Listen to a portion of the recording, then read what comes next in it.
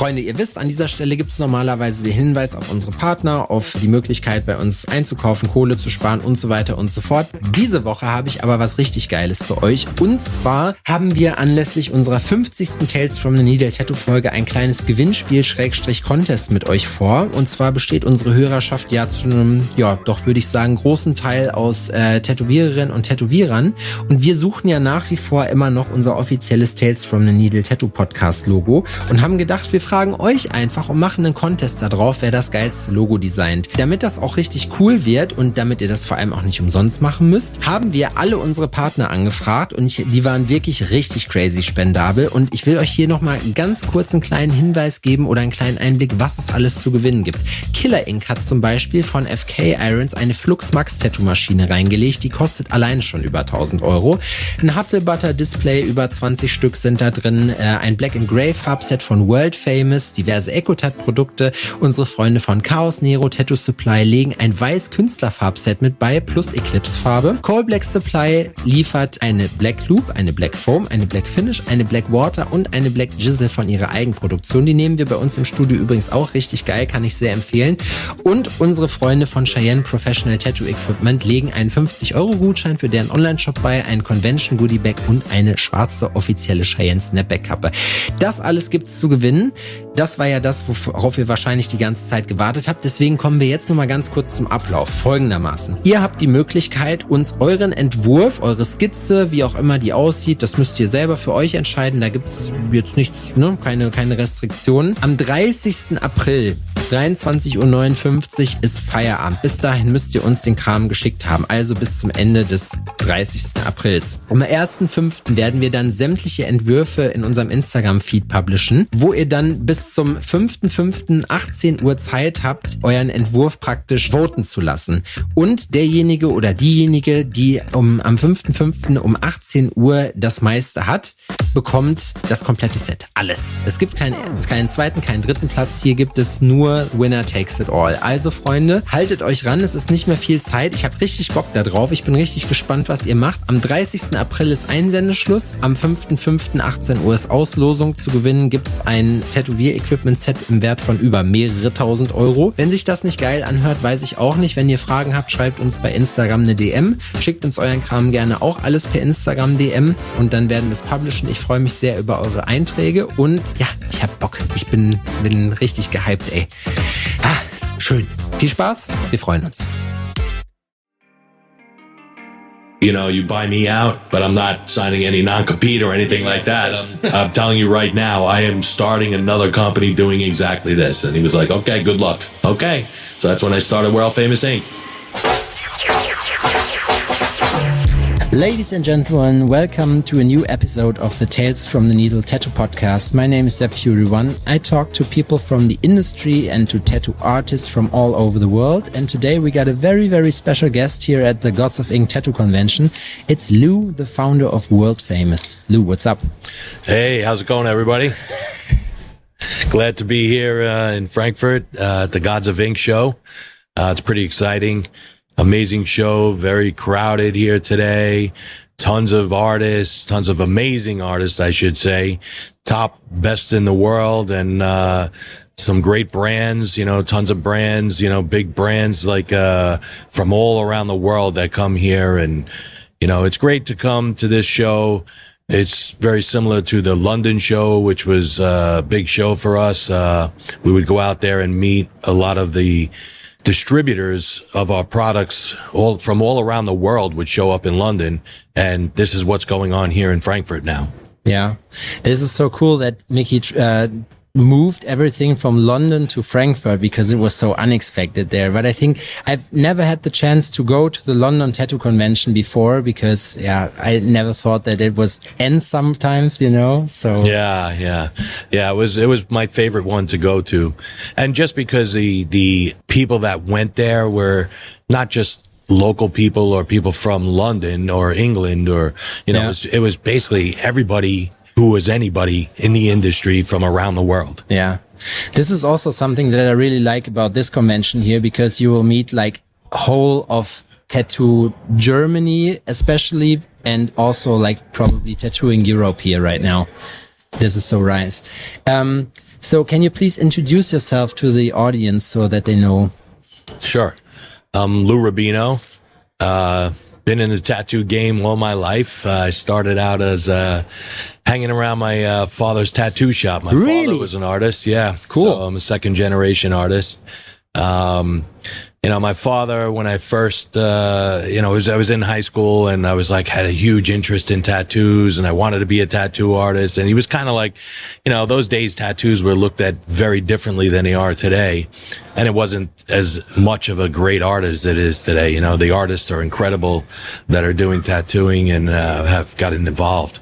But, my father kind of was trying to push me away from the industry. Really? But yeah. He was like, nah, go do something else, kid. Get out of the shop. You don't belong here. Go find a better life, So do something with your life. Yeah, do something with your life. Become a doctor or a lawyer or something like that, I was like, nah, this is what I want to do. I love it. It's exciting. It's, I used to sit there coloring. My father actually created little coloring books for kids. Really? Him and one of the artists that worked with him, created these coloring books that, so when people would come in, families would come in and the kids you'd give them a coloring book so that they could color, and they were coloring traditional tattoos. So it was pretty cool. So I grew up coloring these coloring books of traditional tattoos, and, it was definitely an interesting place to be. In those days, tattooing was very different. The crowds that came in, the culture was very different. It was frowned upon. You still get some of that today, but nothing like it was back then. Yeah, definitely. Yeah, so in Germany, I can just tell I'm tattooing since 2010 professionally, and I can just tell this was the decade ended where all the biker clubs and everything got their hands on stuff. So then it became more free. I don't know how it was in the States before, but there, you weren't allowed to just open up a shop in a city. You just needed to go to the biker boss and said like, here's my work. What do you think? Yeah, there was some of that, but then there was, a lot of, there was a lot of freedoms too. My father, opened up his shop and, there were like biker clubs coming in there and, sometimes raising hell or sometimes, getting tattooed. Of course. You got to, find your way, to work with people, and you adjust to situations. But, it was cool, being around the tattoo shop then. And then, finally after I graduated high school, I told my dad that, this is what I'm doing. I'm not going to college. And he was like, okay, let's do it then, and he sat me down in the chair and like showed me the machines, and I had a very old school style apprenticeship. I was taking apart coil machines down to the frame and then rebuilding them and, building new machines with just frames and coils. We even wrapped coils and, shrunk wrap them and, did the whole 9 yards, it was, building needles. Like, a lot of these artists today don't realize how easy they have it. Like we couldn't just call up somebody and order needles. Nah. It didn't exist. You have to solder them by yourself. Yeah, we would solder the needles. So, I spent probably the first year just working in the studio, soldering needles, making tubes, building machines, doing all the chores around the studio, so it was an old school apprenticeship, hand drawing stuff, prepping, stencils. Well, we had, acetate plastic stencils. Yeah, the cool ones. Yeah. So, those were pretty cool. Very difficult to work with. Nothing like, what it is today. You put the stencil on, and especially with some of these, creams that they got today. They stick on like solid. You can wipe over it 1,000 times and it doesn't go away. And you use Speed Stick, right? Yeah. Speed Stick was the bomb. Yeah. But, when you put that plastic acetate stencil on and you put a little charcoal powder in there and, put that on the body, one wipe and it was gone. Yeah. And it was like, oh man, what do I do now? I'm like, screwed. So, you got to learn to just even, just freehand it and go. You had no choice. You couldn't stop. There was no Pinterest around where you can just look at the reference and be like, yeah, okay, I'm doing quite the same. Yeah. And so it was cool because I got to start at that stage and see the transition, over to, the stencils, over to the art, like Google, like all of a sudden people are coming in with images from Google, like, it was like, wow, what the hell is this? And then people are bringing us stuff. Can you tattoo this? Can you tattoo that? Meanwhile, it was, primarily most people walked in the door and picked the design off the wall. Yeah. We had the walls covered with all the tattoos, and somebody would walk in and just say, I want that one. And, we even had like a little price list on there, like with the prices, and, they were lettered, and the letter had the price, With like small, medium, and large also, like variations for it? It depended. Like, there were different variations. Yeah. A lot of like, there was like some old Flash, like Picture Machine Flash was one of the real old ones, and then you had like the J.D. Crowe stuff coming in, and that was a little more colorful, but it was simple art. It was really easy to do, and I used to keep a stack of stencils in my station. We had a very busy shop. It was a walk-in studio. We didn't take appointments. It was first come, first serve. Oh, cool. So, people would come in, and, we would open at 12 noon, and I would get there, and there'd be a line of people waiting to get in the door. Crazy. To sign the waiting list. So they would get on the list.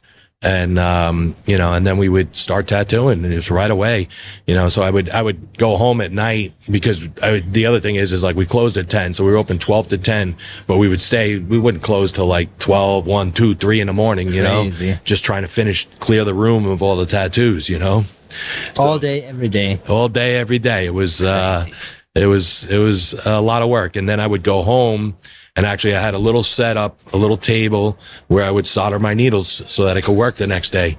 So I would solder the needles, and then I would go in to the shop in the morning early, clean them up and put them in the autoclave, and get it ready to work, So, and while that was working in the autoclave, I would, start working on some drawings if I had a couple people that I knew were coming in or something, So, but yeah, it was definitely very different than today's style of tattooing. There were certain tattoos that I would do that because people would walk in and pick the same thing all the time. Yeah. So there were certain times I would do the same tattoo over and over, like 5, 6, 7, 8 times in a day, in between other tattoos. But, I would do that same one over and over.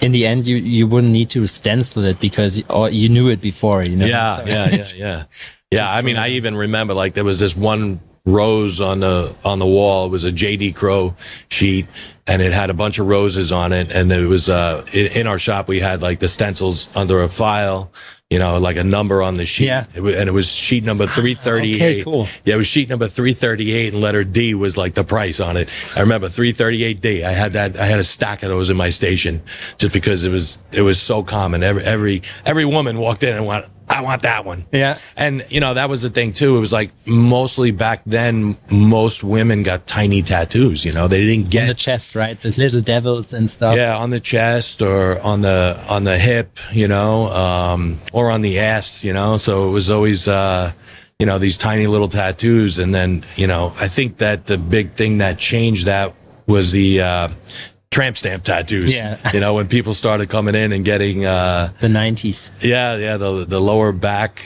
small tattoos, and then they became bigger and bigger and bigger, and before you know it, they became pretty large tattoos, and then from there I saw a lot of females getting more tattoos and getting them bigger in different locations, and down the leg and shoulders, and so and then you started getting them on the arms. But when I first started, it was mostly men getting tattooed, and then when the tramp stamp phase started, became coming back, more, by the way. Is it? It became more and more women getting tattooed. So I think that was a big evolution time in tattooing where, it changed over to just being at some point it got to like 50-50, men and women. And then, sometimes it was even more women getting tattooed in the shop than men. So, I think that was a big transition time. Yeah, that was like the 90s. I remember tribal too. It was like a big thing. And then, oh man, I used to hate the tribal armbands. But they are also coming back. They just look pretty different now because they are not that black and solid anymore, but they are more decent. They look like prison tattoos now. Yeah. This is how they like it now. Yeah. And then there was the barbed wire, around the arm, and people get Pamela Anderson represent. Oh yeah, once she got that tattoo, it was like over. Everybody wanted it, But yeah, the tribal. I remember we had this one guy who used to come into the shop, and he was just covered in tribal work. I mean, like head to toe, and I mean. Back then, you didn't see as many people that covered in tattoos. That was a statement. Yeah, it was a big statement. And then we had this other kid, because we started doing piercing in the studio in the 90s too. And we had this kid who came in and got a ton of piercings. And I mean, we put like 50 holes in his face, and we called him Holy Boy. Because he was shining all the time. It was like, he just had all these holes in his face, and he was a young kid. He was only like 19, 20 years old, and he was like covered in holes.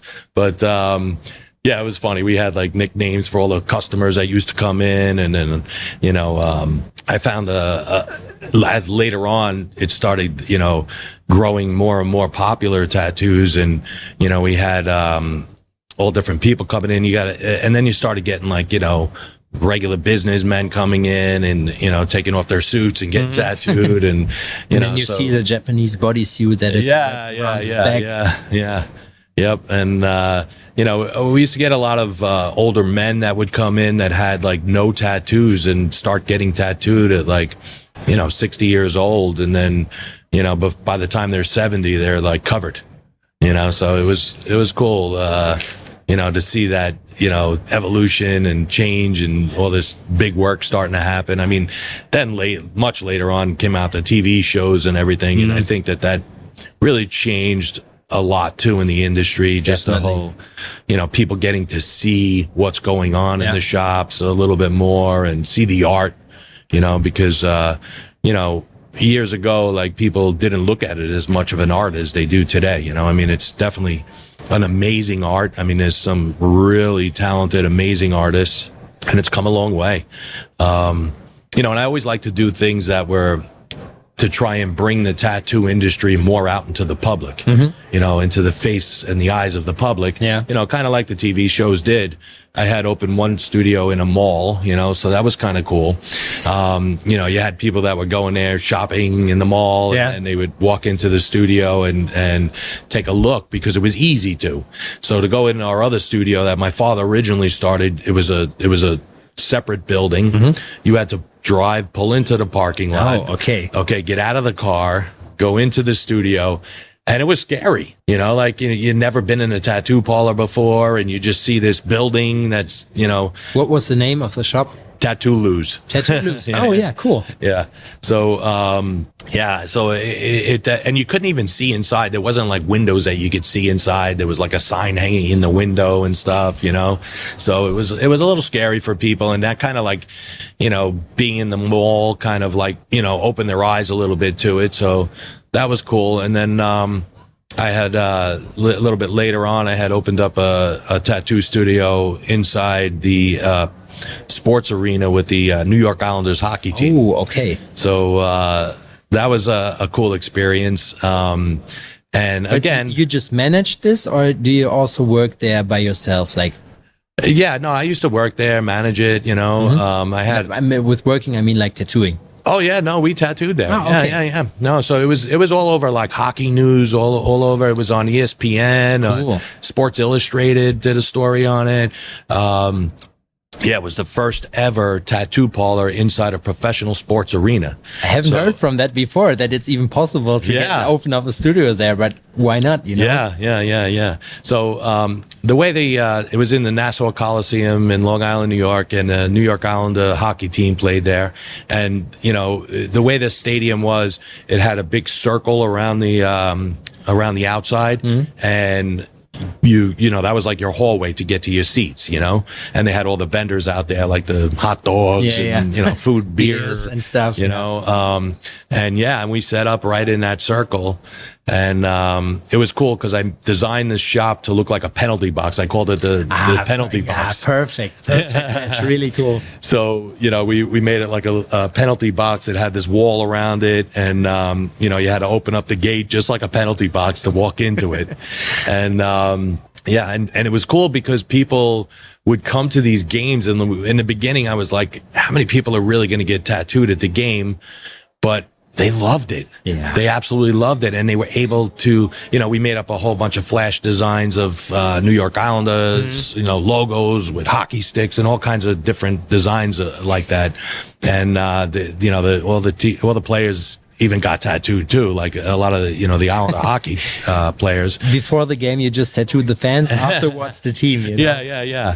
So, it was cool. And then they would sign autographs while they were getting tattooed and stuff. So people would hang around and watch them get tattooed. So, and it was cool because you had like, you know, these people are coming and paying for a ticket to watch a game, and there were TVs out in the circle, and they would watch it on that TV while they're getting tattooed. So it's like funny that they're paying for a ticket and they're sitting there getting tattooed, watching it on TV. I mean, they're supporting their team, so why not? But, that was a lot of fun. You know, we had a really good time with it, and, you know, we did a lot of promotion with that, and, you know, it was cool. I did some unique promotions with my studio. We did a promotion setup. We didn't tattoo at the Jones Beach Amphitheater, you know, so that was it's like a big concert hall, in New York, and it's, on the beach, and it's open air. Yeah. And, and I mean, many major bands are all playing there and stuff. And we used to go there and just, you know, we had merch that we would sell, and, you know, it was interesting because it was always like sunny in the daytime and it was hot. So people would get there and it would be warm. And then as soon as that sun went down, it got cold. So we started selling sweatshirts.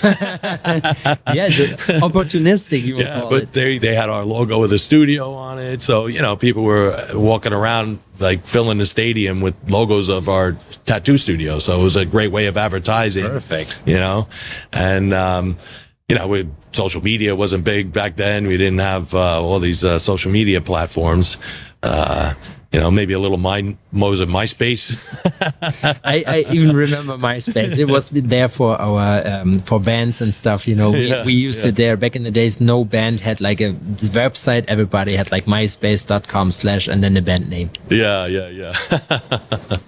But really cool that you did all this effort before social media, because it sounds like, have you ever slept in that phase? Like, because it seems like you opened this up, then you had that idea, and how was it like to manage all of this? Yeah, I mean, it was a lot to manage. I had a lot of artists working for me. I ended up having 7 studios in Long Island, New York, and a lot of artists, you know, a lot of artists in and out. And actually, one thing that I started doing was, you know, helping some international artists come to the United States, you know, so, helping them to get O1 work visas. And, you know, it was the early days of that, because now there's like companies that do that, you know. But I used to just support the artist, myself, and we had a legal team, an immigration legal team that, you know, was out of New York that we worked together with. And, you know, we used to bring the artist in, and had a lot of great artists come from other countries that, you know, really, it became a big part of their career to be able to do that. So it was, you know, definitely, great to travel in the industry too. That's what I always loved about this industry, is being able to, you know, do your art and travel around the world, and, you know, get to meet different people from all over the world and have friends like everywhere. It's really awesome. It also gives you kind of like inspiration, you know, like when you visit an event like this here and you meet just your friends and stuff, it's just, you come back with a ton of new ideas, of new inspiration and everything. And this is what I love about it, because when I talk to people that are in the industry for so long, and even tattoo artists or whatever, most of them be like, I don't go on conventions anymore and I'm done with it, you know, also with the scene. scene and everything. But this is something that is pretty much essential for me as an artist, because like this is the stuff that I love about tattooing. This is what makes it different compared to other jobs, because like if I'm just an industry worker, it's pretty hard for me to do some guest spots in another city, you know. But like as a tattoo artist, it's really cool to do it like that. Yeah. I mean, I think, you know, it really opens your eyes to like, you know, just seeing, number one, different cultures. Yeah. You know, and, you know, of course, different styles of art and learning from each other, I think is really important. You know, and, you know, just traveling is just such a great thing. I mean, I did it for a long time. I traveled all around the world. I bet still, right? Yeah. I mean, in COVID, it slowed down a lot, you know, and I'm just starting to really get back into it more, you know. But yeah, but pre-COVID, I was, you know, with the ink brand, I was all over the world. I would be, you know, one weekend in Europe, the next weekend in South America, you know, Asia, China, you know, South Asia, and then I'd be in Russia, or, you know, it was a lot of traveling. And what was your favorite part in traveling so far? Like, where would you like to go? So I really enjoy Europe. You know, I spent a lot of time in Italy, you know, actually the first convention that I did out of the United States with the ink company was Milan Tattoo Convention. Really? Yeah. Okay. And it was, you know, really eye opening for me, and it was fantastic. And it was really the start of, you know, growing my brand. So, you know, I met a couple, tattoo artists from Italy on social media, and that's how it started, you know, and then they're like, yeah, you should come. Milan's a great show. And it is. Yeah. And then I've been there every year since. So, also this year? Yeah. Huh. So we probably met because I was there too. Yep. Yeah. I mean, it's an amazing show. So, I've always enjoyed that. And I think London, you know, those were my two favorite shows to go to. But, you know, Italy, I remember when it was in the hotel years ago, and it was like, it was crazy. I mean, it was so busy. You couldn't even walk in there, you know, and the aisles were very small, and it was very different because of the hotel instead of being in a big exposition center, you know. But it was always fun because, you know, you hung out in the lobby of the hotel and you got to meet so many great artists and, you know, distributors and supply companies and brands from all around the world were there, you know. So that was a great place, you know, for uniting people together from the industry. But, you know, like that's why I traveled. I mean, I just really like to meet different artists and, you know, get to know them and introduce them to my brand, of course. And, same with distributors, you know, really building that relationship with our distributors and, you know, supporting them as they're supporting us with the brand, and, you know, just trying to help, grow it and, you know, give the artists what they need. I think that's always been an important thing to me is, you know, making something that the artists need and want, and, you know, you do things that are going to help improve the artist and improve their work and, you know, help, improve the industry, you know. So I think that that's always been something that's been a focus of mine is, you know, how do we make this industry better? How do we make improvements on the products in the industry? How do we grow it, you know, as an industry in a whole? And I mean, you're doing more than good, because like World Famous is one of the top 3 world brands on the market right now, and it's not around for that long, right? Compared to the other ones. Yeah. I mean, I started in 2012. Really? 2012? Yeah. How was for me, it's pretty interesting because like I'm a tattoo artist, so I know about the scene and stuff. But I know about the scene and stuff, but when was the idea born where you wanted like, okay, I'm doing colors? So, I mean, that goes back. As I told you, I had 7 studios in Long Island, New York. And back then it was very hard to get supplies, you know, so there wasn't really much out there. And I had originally started another brand. Well, and Kurosumi was one of them. I had 2 brands. Oh, really? Back years ago. And I had, I could just say it was Mom's Ink, Millennium Colors. I remember, yeah. Yeah, that was my original brand I started. And I had a partner, and later on we split up, and that's when I started World Famous Ink. So, so I had it. It wasn't that I started in 2012 doing ink, or, in this, business. So, I owned Technical Tattoo Supply back then. Okay. Out of New York. And, it's crazy. So many stuff, 7 studios, like a supply, but it's like a complete ecosystem, This is what I like about it. Well, that's what it was. It was like there was a need. There was a huge need for it. Like I said, so, I had these 7 studios, and it was like so hard, first off, needles. We were all soldering needles and everything. And then inks, like we were mixing inks in the back of the studio. And, I remember at one point, there was one company that came out with some inks, and I would call them up and say, hey, I want to buy, a couple bottles, and they had these huge bottles, like 16 ounce, bottles and stuff. It's like, yeah, I need a couple 16 ounce whites, can you help me out? And they're like, coming back for more next week. Yeah. They're like, it's about a 6-month waiting list. I was like, are you kidding me? Forget it. I'll make it myself. I can't wait 6 months, So, that's what we would do. And, I saw that as a great opportunity and a great need.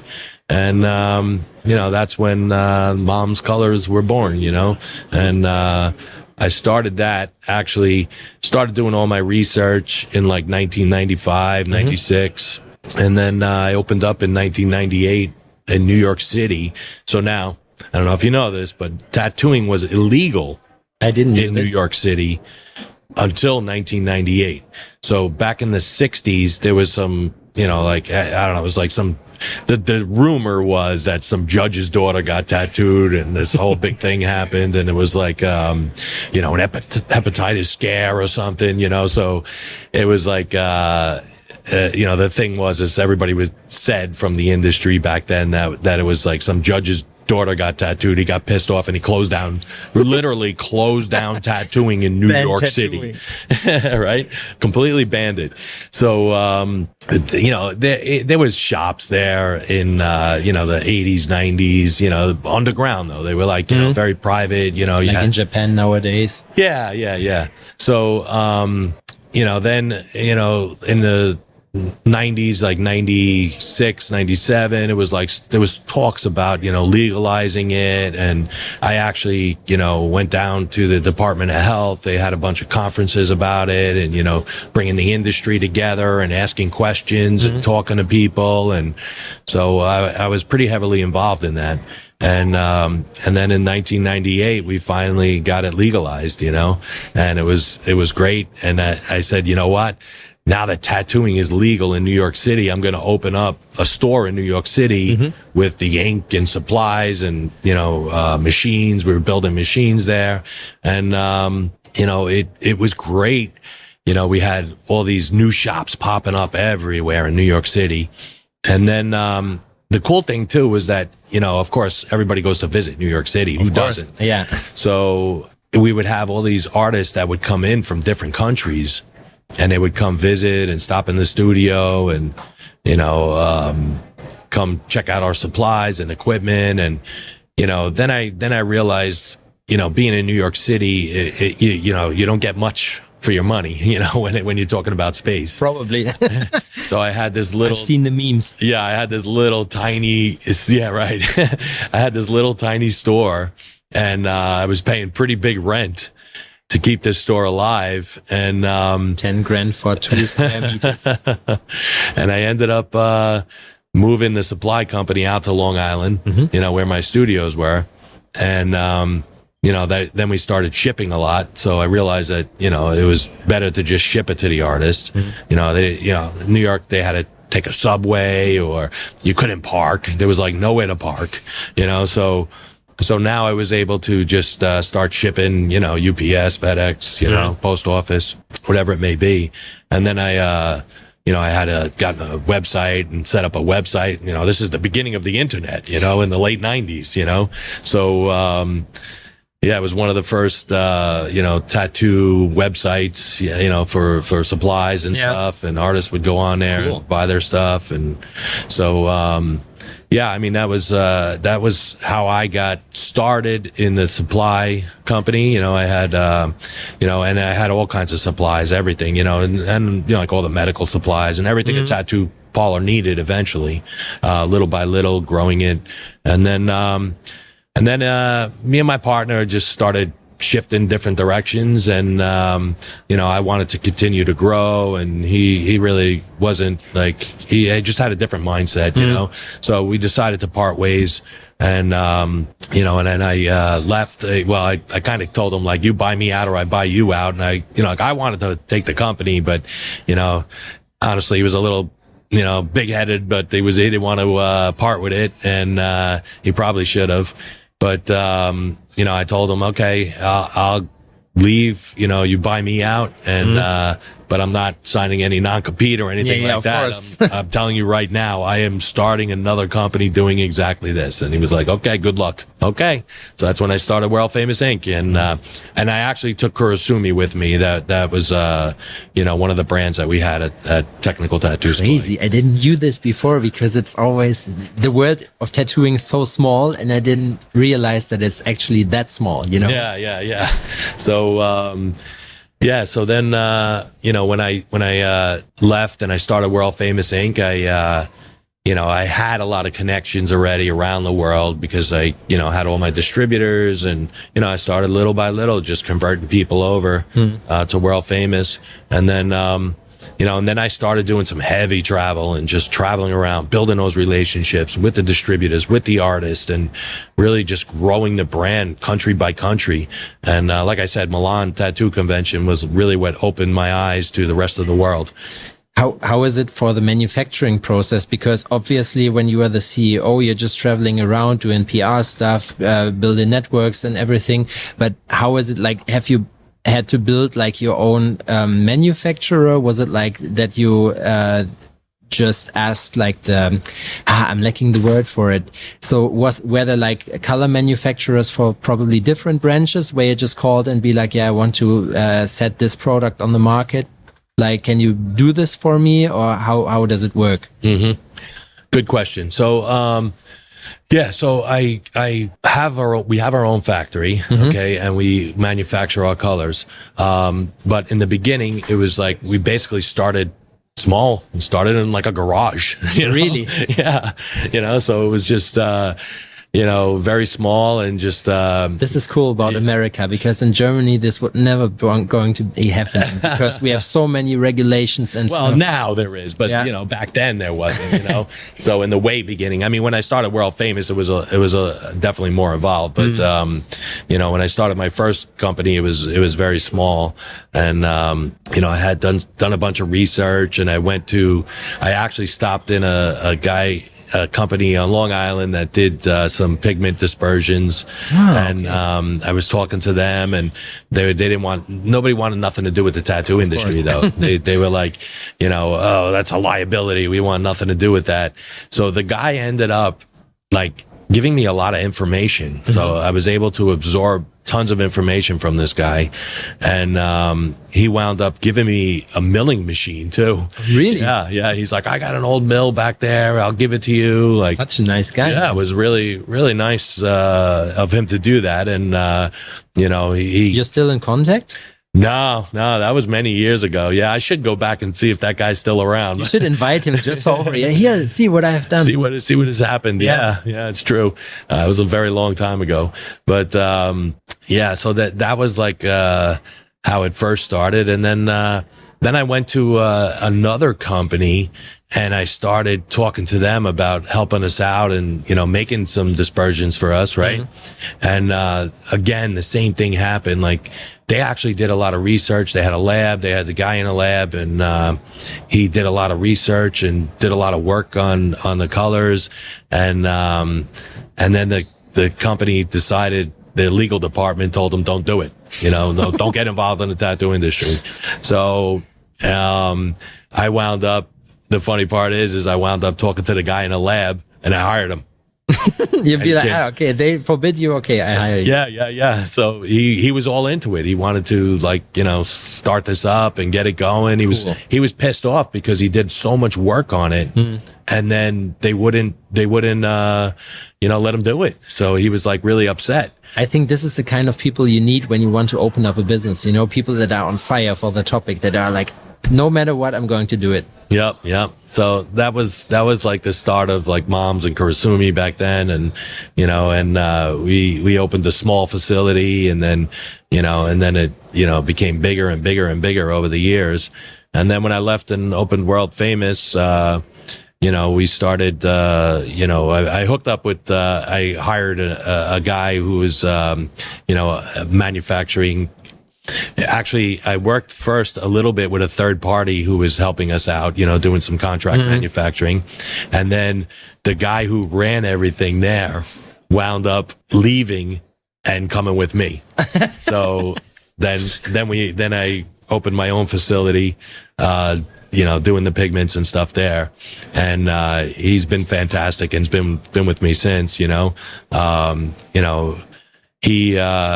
he was like thinking about leaving and opening up his own dispersion company. And, he had reached out to me and he's like, what do you think? Can we do something? I'm like, yeah, let's go. Come on. Cool. So, and then, he helped me out with, getting World Famous going. And, so it was good because I got to do all the traveling. He ran the, facility, manufacturing. And, as we grew, we just kept, moving to different locations, growing the factory and bigger and bigger. And was it like profitable from the first time, or was it like, okay, you needed to spend like 1 or 2 years until it became? Yeah. I mean, it takes time, there's good profit in inks, but, you got to spend a lot of money on marketing and stuff like also that. Manufacturing, I bet. Yeah. Especially in the beginning though, you start off the first few years of your company and you're just like in negative, it's like, oh crap, I hope this turns around, Everybody's like, are you really sure you want to do this? And you'd be like, trust me. And yeah. So, when you have passion and you know that you can succeed and you really want to strive for being something great and making a difference in the industry and, just having, I've always concentrated on quality. Always wanted best of the best quality. Nothing else works. So, knowing that was my focus and that's what we were going to do. And we were going to build relationships with distributors and artists and, give them great quality inks and, make a difference, so that's what makes success, is making a difference. And I mean, at least like when you had like that amount of studios, also the relationship with international artists, I think it's way easier to do it when you are already a part of the scene than when you just come from somewhere else and then try to get a foot in there and don't know how the network itself works and everything. Yeah, exactly. Being a tattoo artist and knowing how the ink works and, my lab guy, he would come sit with me while I tattooed and I would, he'd make me samples and I would work with them. And, we'd go back and forth and I'd tell him, it's got to be a little thinner, thicker, or something's not working right. Let's fix this. Let's figure out how to do this. And that's how, we basically built it. I mean, you build the product based on how it worked, and how well it went in the skin. Learning by doing. Right. And how it healed was a big thing.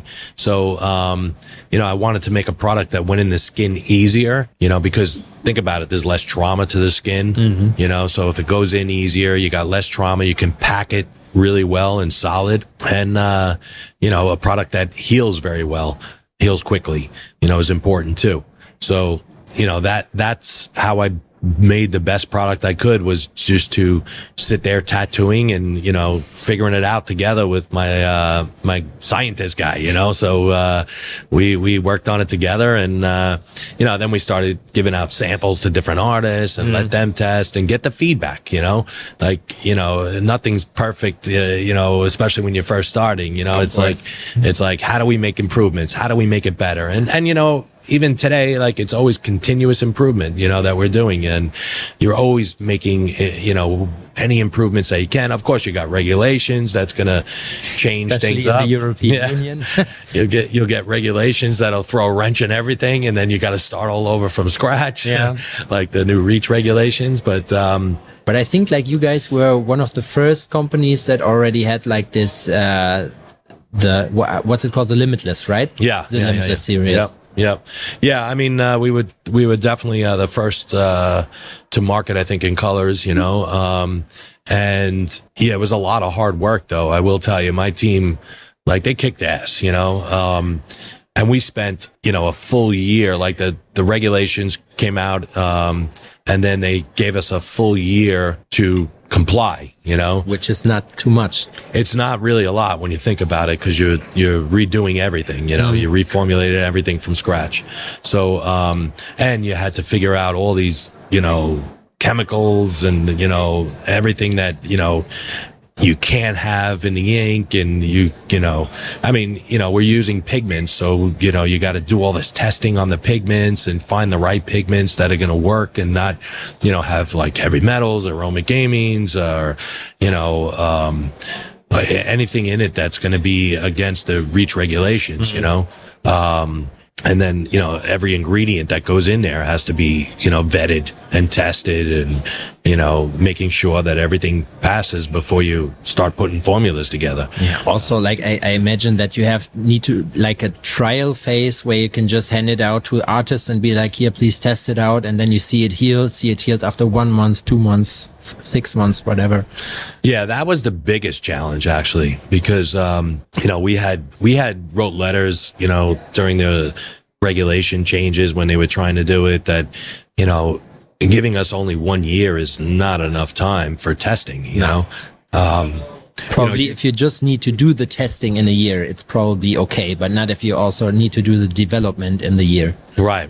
All the R&D work that goes into it prior to getting into the skin and, seeing how it reacts in the skin, is a big deal. And, 1 year was a very short time to be able to do that. Mm-hmm. But like I said, our team, at this point, the team was much larger. So I had a, 5-person R&D team that was, working on it 24/7 for a year, I mean, literally, that's all they did. I mean, and they put in a lot of extra hours, overtime, weekends, they worked really hard on it. And, everybody wanted to get to that goal.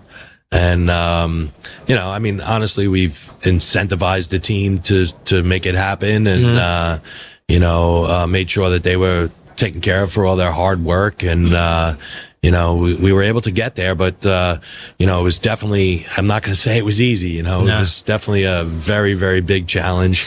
And, and then you see things today too, like where, I thought this new regulation for REACH would be just like, okay, this is the regulation for all of Europe. Because the biggest challenge always in Europe is that each country has different regulations. Yeah.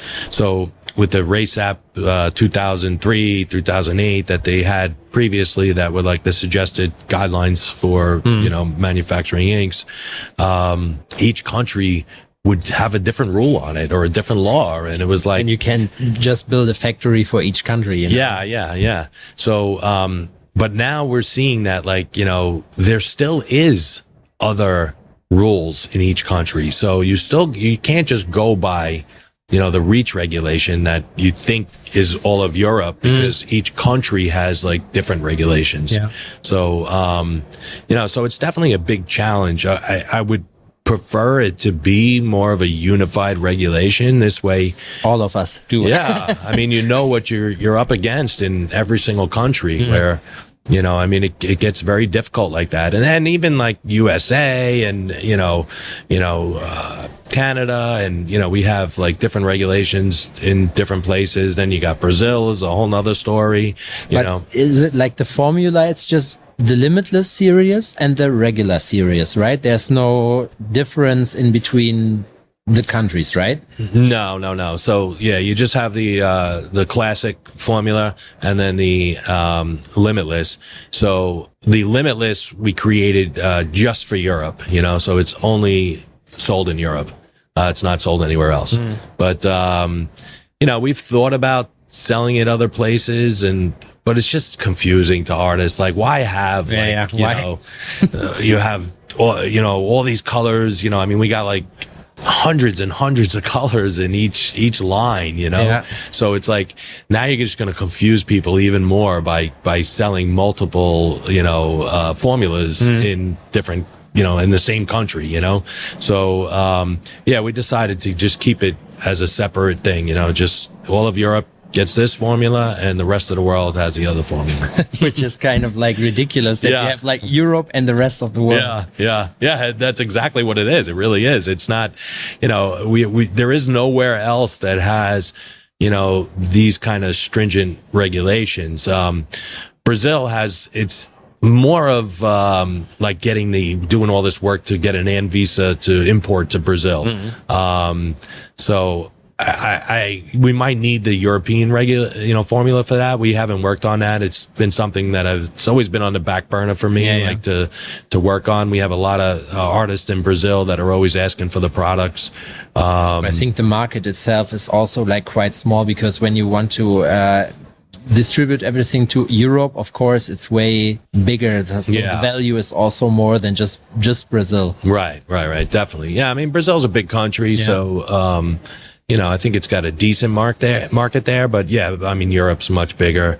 United States is a awesome market for us. And, you know, we're seeing a lot of, you know, the market of tattooing really just growing in Asia too for us, you know, and, you know, so I think, all around the world though, for us, you know, it's USA and Europe is, top. Yeah.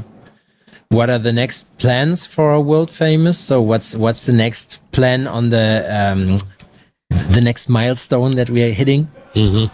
So, yeah, I mean, we're just always looking ahead and just seeing what the future's going to bring, and, you know, working with new artists. So we got some, great new artists that, will be appearing on the team, and really excited for it. Yeah. So I can't make any announcements yet, but and we're going to be doing some new sets.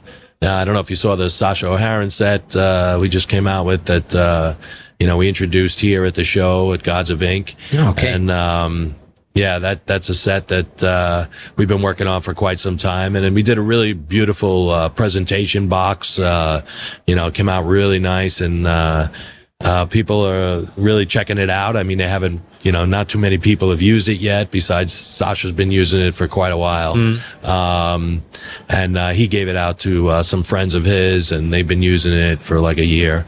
So, you know, we did a lot of testing, and that's an example. Like, you know, like literally we did a lot of testing on the colors and, you know, and the thickness and viscosities of it. And, you know, Sasha was very particular. I mean, he's a very particular person, and he's like, I want it, you know, to be a little bit thicker, a little bit this, a little bit that, you know, and we worked on it, developing that for like a couple of years. Crazy. And then he's been testing it for a year, you know, and his friends have been testing it. So, but it makes sense, right? Yeah, I mean, this is something that you want, you know, because if you want to hand out like samples to an artist, you don't want him to say, yeah, that's the best, and still use something else, but you want him to have an honest opinion and just talk to it, you know? Right.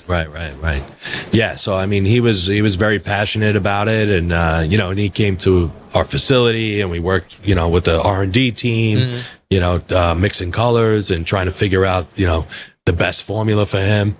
And, yeah, I mean, he's a great guy to work with. But, yeah, we got some other, you know, great artists that are going to be joining the team, and that we're working already on their ink sets. Do they also come to the factory and check everything out there and just mix it by themselves, or to get a feeling for it?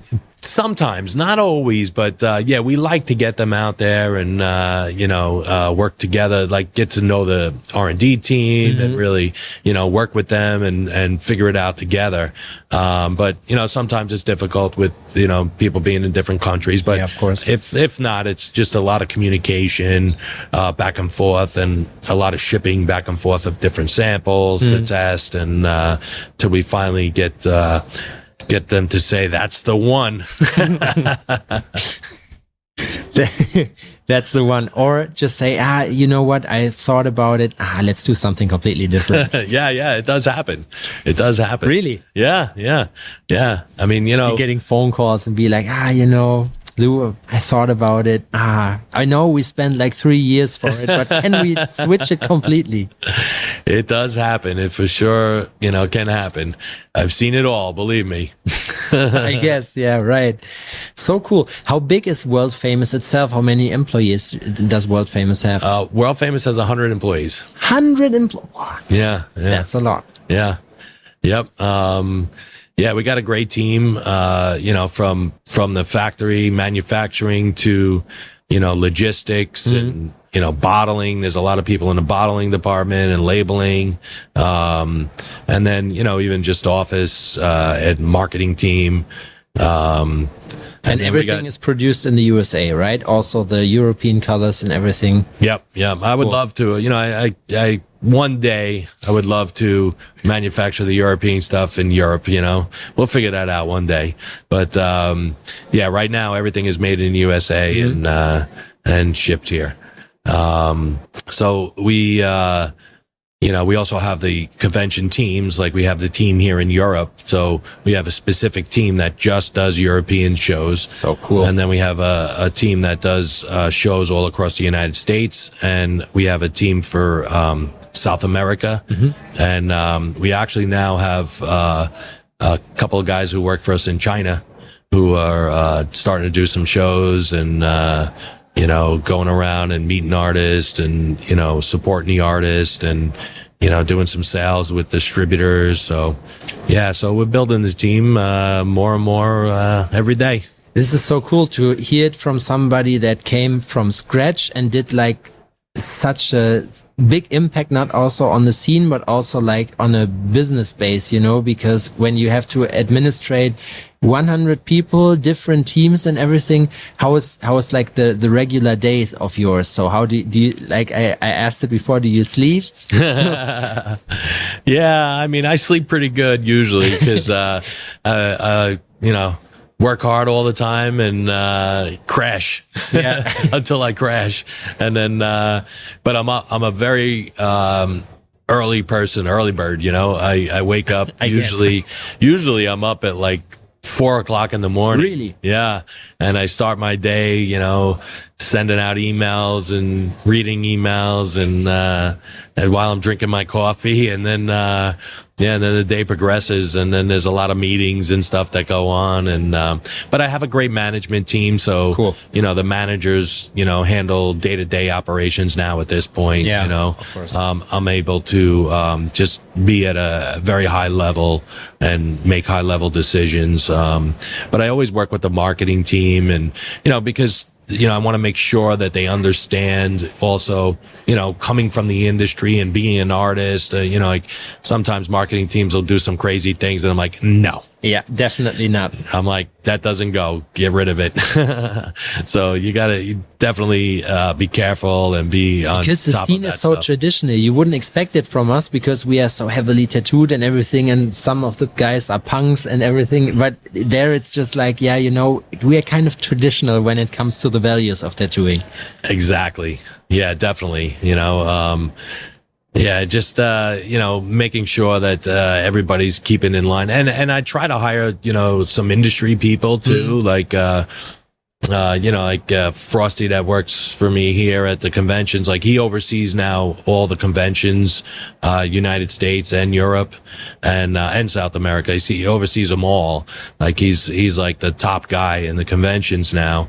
And, he was a tattoo artist and then, he even pierced and then he started in my warehouse. So I love to see people elevate through the company too. Sure. He started in the warehouse, just doing shipping of some products and worked his way up to like a warehouse manager. And then he managed, customer service a little bit. And he worked conventions for a while. Previous to, working as a warehouse manager. And I actually brought him from the conventions back to the warehouse because I needed a good manager and somebody who knows and understands the industry. And then, And then, I needed somebody to head the tattoo conventions. And I was like, all right, we got a good industry guy here, Frosty. So he's going to go take care of that.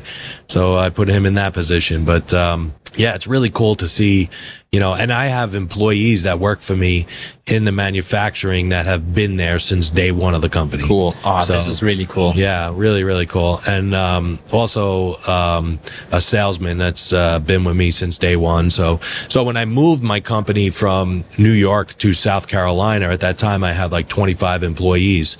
And I was like, how am I going to do this? It all started with my wife wanting to get to warmer weather and get out of New York. And I'm like, all right, well, just a bunch of crazy people around. Let's move. yeah. Well, we wanted to get to warmer weather, but we didn't really care for Florida. So we were like, let's just go halfway in the middle. So we went to Carolinas, and I went into my office and I said to all my employees, I gathered everybody up and I said, hey, listen, I'm thinking about moving the company to the Carolinas. You all want to come with me? And everybody was like, yeah, let's go. Sure. I was like, thought you never asked. Wow, that's great. I was like, this makes it so much easier for me. So I don't have to worry about hiring new people, or anything like that. And like I got loyalty to my people too, because they've been with me a long time and they work hard. Rare. They work very hard, and I really appreciate them and take care of them too. So and they respect me. So it's a great thing, and they all picked up and moved. And when we first started talking about it, it was like we all want to go, and then I went down to Carolinas. I looked around. I was like, I wasn't really sure. And I came back, and then they started pushing me. When are we going? When are we going? Think about it. Cost of living in New York is much higher, so they were able to move to the Carolinas and, live more affordably and buy houses and stuff that they couldn't do in New York, So, it was a big change of life for the positive for everybody, and, when they started pushing me, my head sales guy there, Tony, he was like, don't push him too hard, because when he says go, it's going to happen fast. Yeah, of course. And that's exactly what happened. So I was like, all right, fine. I'll go down again. I went down. I looked. I found the building that we're in right now still. And I came back and I'm like, okay, we got 2 months. You got to move. And everybody was just like, Get your stuff in order. Yeah. I said, everybody, like, take a week off and go take turns taking a week off and go look in the Carolinas, find somewhere to live and pack your shit and let's get out of here. Did you stop tattooing, or do you still do it occasionally? Yeah, it got to a point at one point where I had to make a decision. It was for tattooing on a regular basis. It was just very difficult to run the whole company and grow the company and be in the tattoo chair, because, you got to make a lot of phone calls for business and always on the phone. And it's not fair to your client either if you're sitting there on the phone the whole time while you're tattooing them. So, it started out, that's how it was. It was like, I'm on the phone, I'm tattooing, I'm like going back and forth, I'm taking breaks with phone calls. And, so it was rough. And then finally I had to, first I started tattooing only on the weekends. So I would run the company during the week and then tattoo on the weekends. And then afterwards I had to make a decision that I need quality of life a little bit too, and me and my wife are together like 30 years now. So really cool. Yeah, we have 3 children, so it's great to you got to have that family life, you have to have that work life balance. And try and figure out what works best to be able to enjoy the family and enjoy life also. Yeah, true. Because life is short, and the older you get, the more you start to think about that, and you start seeing friends and people that pass away or something, and something happens, and you get scared, and you start to think about it like, oh man, I gotta make sure that enjoying my life and my family too. Yeah, because hustling is fun, but it's also like there's not much you have when you just pass, then nothing you can take with you. Yeah. So yeah, and once in a while I try and like do a little tattoo here or there, and I have an idea for the people that are still at World Famous, from day one. Once World Famous hits 20 years, everybody gets logo tattooed by you. Yeah. That's cool. Something like we that. actually, I was in Italy at the Milan Tattoo Convention one time, and one of the artists was doing a grand opening party at his studio, and I went to the studio, and we were all drinking and having a good time, and somebody stands up and they're like, "We're all getting tattooed by Lou tonight." I was like, "What?" So it was funny. I ended up just doing a WF like on a bunch of the artists. Cool. So it was like 7 or 8 artists that I just did a little WF for World Famous on them, and a couple little stars around it, like old school style, and and everybody loved it. They had a blast, and we took pictures, and but it was fun. It was a good time, Really cool, man. Thanks a lot. So unfortunately we just hit an hour. Wow, that went fast. That went fast, right? I said in the beginning, what are we going to talk about for an hour? I thought it was 10 minutes, but now it's like way less. Yeah, really cool. So, tradition in our podcast is that the guest has the last words. So if you want to greet somebody, if you want to get your Instagram handles, whatever, you can just feel free to do so now. Sure. At World Famous Inc. is our Instagram handle, and I hope to meet you or see you sometime at a maybe Gods of Ink tattoo convention or somewhere in this world, and just enjoy life and enjoy the art of tattooing, because it is such an amazing art. I think it's one of the most amazing arts in the world. That's cool. Thank you so much, Lou, for being with me. Thanks for having me here.